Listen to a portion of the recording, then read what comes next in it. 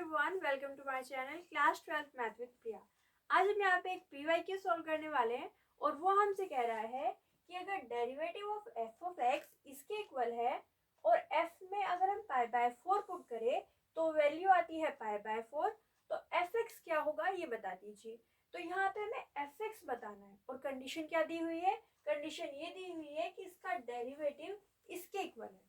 तो जब ऐसा क्वेश्चन दिखता है तो हमें पता है कि डेरिवेटिव और इंटीग्रल क्या होते हैं, एक दूसरे की इनवर्स प्रोसेस होते हैं। यानी कि अगर इसका डेरिवेटिव इसके इक्वल है तो इसका इंटीग्रल किसके इक्वल होगा, एफ एक्स के इक्वल होगा। अगर इसका डेरिवेटिव इसके इक्वल है तो इसका इंटीग्रेशन किसके इक्वल होगा, एफ एक्स के इक्वल होगा। तो हम यहाँ से एफ एक्स फाइंड कर सकते हैं। यानी कि हम क्या कह रहे हैं कि अगर ये इसके इक्वल है तो एफ एक्स किसके इक्वल होगा, एफ एक्स इक्वल होगा इंटीग्रेशन ऑफ दिस टर्म, यानी कि sec to the power 4x divided by cosec to the power 4x and साथ में क्या आएगा dx। तो हम यहाँ से एफ एक्स फाइंड कर सकते हैं। अब यहाँ पे इसका इंटीग्रेशन करना है और फिर हम क्या कर देंगे, एफ एक्स फाइंड कर देंगे। तो देखिए यहाँ पे क्या होगा, this is equal to integration. अब इसको हम थोड़ा सा सिंप्लीफाई करते हैं। सिंप्लीफाई कैसे कर सकते हैं, sec to the power 4x लिखी हुई है उसको हम क्या लिख सकते हैं, 1 upon cos to the power 4x। तो हम यहाँ पे लिख देंगे 1 upon cos to the power 4x divide में लिखा हुआ है cosec की पावर 4x। अब cosec की पावर 4x को हम क्या लिख सकते हैं, 1 अपॉन sin की पावर 4x। तो हम यहाँ पे लिख देंगे 1 अपॉन sin की पावर 4x और साथ में dx चल ही रहा है। तो ये किसकी वैल्यू है, ये वैल्यू है एफ एक्स की। अब देखिए यहाँ पे f x is equal to, ये किसके इक्वल होगा, यहाँ पे साइन की पावर 4 ऊपर जाएगा तो साइन की पावर 4 ऊपर चला जाएगा और कोस की पावर 4 आ जाएगा नीचे, यानी कि ये मिलेगा इंटीग्रेशन साइन की पावर 4x अपॉन कोस की पावर 4x एंड साथ में है dx। ठीक है, हमने क्या किया, सिंपली इसको सिंप्लीफाई किया है। अब इसको और सिंप्लीफाई कर सकते हैं, sine x upon cos x क्या होता है, टेन एक्स।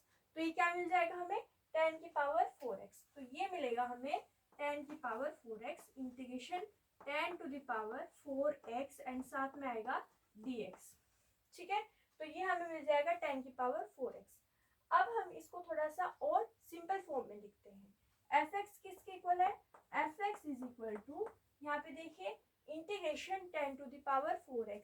तो integration tan to the power 4x को हम क्या लिख सकते हैं, integration tan square x and साथ में हम लिख सकते हैं टेन स्क्वायर एक्स एंड साथ में है dx। हमने पावर 4 को कैसे ब्रेक कर लिया, हमने ब्रेक कर लिया ten square x into ten square x की फॉर्म में। अब यहाँ पे देखिए टेन स्क्वायर एक्स दिख रहा है तो हम क्या जानते हैं, हमें जानते हैं एक प्रॉपर्टी कि 1 प्लस टेन स्क्वायर एक्स किसके इक्वल होता है, सेक स्क्वायर एक्स के इक्वल होता है। ठीक है, ये प्रॉपर्टी हम जानते हैं।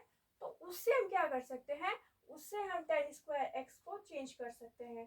तो टेन स्क्वायर एक्स को हम यहाँ से चेंज कर लेंगे। तो देखिए यहाँ पे क्या मिलेगा, ये मिलेगा हमें इंटीग्रेशन टेन स्क्वायर एक्स और टेन स्क्वायर एक्स को हम लिख लेंगे यहाँ से सेक स्क्वायर एक्स माइनस 1। तो ये हमें मिलेगा यहाँ पे सेक स्क्वायर एक्स माइनस 1 और साथ में क्या चल रहा है dx। ठीक है, तो हमने यहाँ पे क्या किया, हमने यहाँ पे टेन स्क्वायर एक्स को लिख दिया सेक स्क्वायर एक्स माइनस 1। अब देखिए इसको मल्टीप्लाई कर लेते हैं। तो मल्टीप्लीकेशन पे क्या मिलेगा, ये मिलेगा integration tan square x into sec square x and साथ में आएगा हमारे पास माइनस टेन स्क्वायर एक्स। तो इंटीग्रेशन को भी सेपरेट कर लेंगे, इंटीग्रेशन यहाँ पे आ जाएगा dx और यहाँ पे आएगा integration tan square x and साथ में आएगा dx। ठीक है यहाँ तक। अब यहाँ पे देखिए integration tan square x sec square x हमें दिया हुआ है। तो हम यहाँ पे क्या कर सकते हैं, हम यहाँ पे सब्स्टिट्यूशन लगा सकते हैं। तो सब्स्टिट्यूशन लगाएंगे, देखिए यहाँ पे हम इसको लिख लेते हैं इधर। तो यहाँ पे हम इसको थोड़ा सा रफ कर देंगे और यहाँ से आगे देखते हैं। देखो हमने यहाँ पे क्या किया, हमने यहाँ पे टेन एक्स को ले लेते हैं t। तो यहाँ पे अगर टेन एक्स को लेंगे हम t तो वो साइड डेरिवेटिव कराएंगे। तो इसका डेरिवेटिव कितना हो जाएगा, सेक स्क्वायर एक्स, इधर इधर आएगा हमारे पास dx और ये इक्वल हो जाएगा dt के। ठीक है, तो हमने यहाँ पे क्या किया, हमने यहाँ पे सब्स्टिट्यूशन मेथड लगाया और उससे tan x को d लिया, तो इसका डेरिवेटिव क्या हो गया, sec square x dx is equal to dt। तो यहाँ पे हम लिखेंगे fx इज इक्वल टू, यहाँ पे देखिए इंटीग्रेशन, यहाँ पे tan x यहाँ पे क्या लिख देंगे t, तो इसकी पावर कितनी है 2, तो t की पावर कितनी आ जाएगी 2। साथ में क्या आएगा, sec स्क्वायर x dx के यहाँ पे क्या लिख देंगे dt, तो हम यहाँ पे लिख देते हैं dt और माइनस में हमारे पास क्या चल रहा है, इंटीग्रेशन tan स्क्वायर x, तो tan स्क्वायर x को हम क्या लिख सकते हैं, sec स्क्वायर x माइनस का 1, ये हमने अभी प्रॉपर्टी देखी थी, तो हम यहाँ पे क्या लिख देंगे sec square x minus 1 and साथ में क्या चल रहा है dx। तो यहाँ पे देखिए इसका इंटीग्रेशन करेंगे, t की पावर 2 का इंटीग्रेशन कितना हो जाएगा, t की पावर 3/3, तो ये आएगा t की power 3/3 minus sec square x का इंटीग्रेशन कितना होगा 10x, तो हम यहाँ पे लिख देंगे 10x। ठीक है, और यहाँ पे देखिए माइनस माइनस प्लस और 1 का इंटीग्रेशन कितना होता है x, तो यहाँ पे आएगा x और प्लस में लगा देंगे c, तो ये वैल्यू आई fx की। अब यहाँ पे t की वैल्यू क्या है, t की वैल्यू है 10x, तो हम यहाँ पे पुट कर देंगे 10x, तो fx इज इक्वल टू 10 की power 3x divided by 3 minus 10x and plus में आएगा हमारे पास x एंड प्लस में आएगा c। अब ये c क्या है, तो c की वैल्यू के लिए हमें जो वैल्यू दी हुई है इसको हम यूज करेंगे।